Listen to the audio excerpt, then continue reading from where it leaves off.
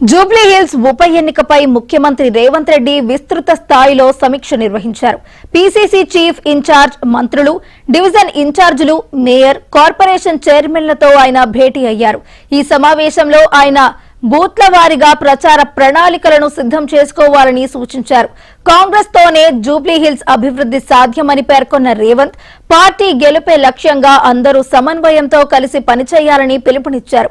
అభ్యర్థి ఎంపికను ఏఐసీసీ చూసుకుంటుందని, క్షేత్రస్థాయిలో ప్రభుత్వ సంక్షేమ కార్యక్రమాలను ప్రజల్లోకి తీసుకువెళ్లాలని ఆదేశించారు. ఇక ఇదే అంశానికి సంబంధించి మరింత సమాచారాన్ని మా ప్రతినిధి హరికృష్ణ అందించడానికి సిద్ధంగా ఉన్నారు. హరికృష్ణ, చెప్పండి.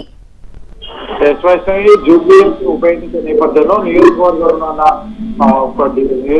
పరిధిలోని డివిజన్ ఇన్ఛార్జీలతో ముఖ్యమంత్రి రేవంత్ రెడ్డి సమీక్ష సమావేశం నిర్వహించారు. ఈ యొక్క సమావేశానికి పిసిసి అధ్యక్షుడు మహేష్ కుమార్ గౌడ్, మంత్రులు Ponnam Prabhakar, Tummala Nageswara Rao, Vivek Venkataswamy, Pongireddy Srinivas Reddy, AICC secretary Vishwanathan, MP Anil Kumar Yadav, ఇతర నేతలైతే పాల్గొన్నారు.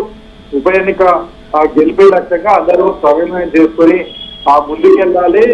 జూబ్లీ అభివృద్ధి కాంగ్రెస్ పార్టీతోనే సాధ్యమని నిరూపించాలని చెప్పి కూడా ఆయన ముఖ్యమంత్రి రేవంత్ రెడ్డి ఈ యొక్క సమావేశంలో ప్రస్తావించడం జరిగింది. ప్రభుత్వ సంక్షేమ పథకాలను ప్రజలకు పెద్ద ఎత్తున తీసుకెళ్ళాలని, ప్రజలకు పెద్ద ఎత్తున తీసుకెళ్లడమే లక్ష్యంగా పెట్టుబడి ప్రచారం చేయాలి. అదేవిధంగా ప్రచారం చేసేందుకు సిద్ధం చేయాలి. నియోజకవర్గంలో ఉన్న అన్ని సమస్యలను ప్రభుత్వం పరిష్కరిస్తుందని భరోసా ఇచ్చే విధంగా ఆ ప్రణాళికలు సిద్ధం చేసుకుని ముందుకెళ్ళాలి.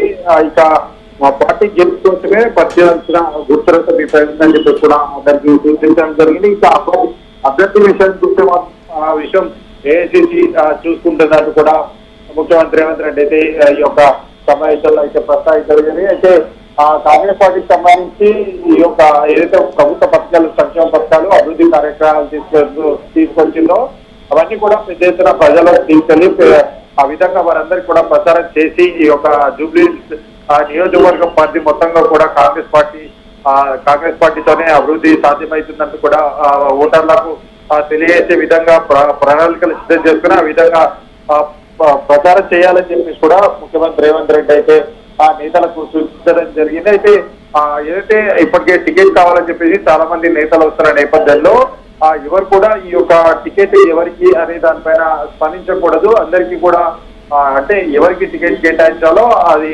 ఏఐసీసీ చూసుకుంటుంది. నేతలు ఎవరు కూడా స్పందించవద్దు. అందరూ కూడా గెలిపే లక్ష్యంగా, టికెట్ ఎవరికి వచ్చినా సరే గెలిపే లక్ష్యంగా పనిచేయాలని చెప్పేసి ముఖ్యమంత్రి రేవంత్ రెడ్డి అయితే సమీక్ష సమావేశంలో నేతలకైతే సూచించారు. అయితే గెలిపే లక్ష్యంగా ఈ యొక్క ఏ విధంగా ముందుకెళ్లాలన్న వ్యూహాల పైన ప్రధానంగా ఈ యొక్క సమావేశంలో పలువురు నేతలు కూడా మాట్లాడినట్టుగా తెలుస్తుంది. అయితే అందరూ కూడా సమన్వయం చేసుకుని ముందుకెళ్లాలి.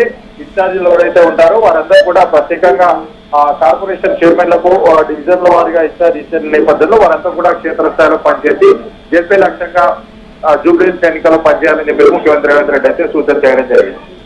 Right, thank you Harikrishna.